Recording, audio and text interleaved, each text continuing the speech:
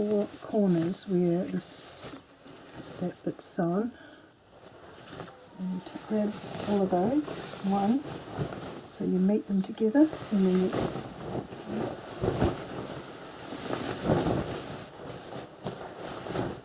still holding those corners, and then you grab the other corners.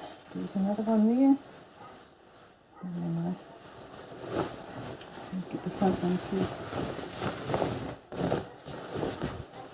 There's another one there, that one, and another one there.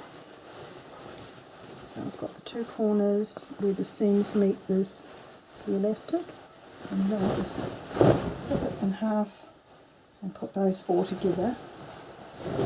So I end up with I don't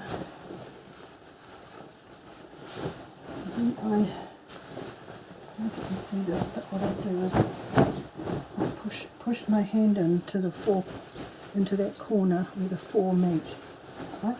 And then you sort of just flip it out, and so you end up with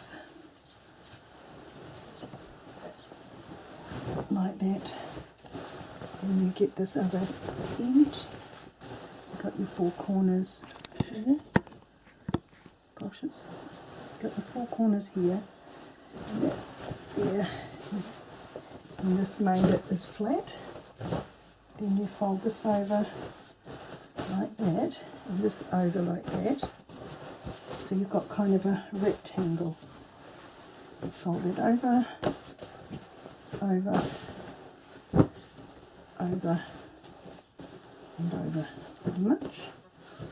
Whenever you want to fold anything into a cube or something like that, you start with a rectangle, so you make it into a rectangle and then you fold it.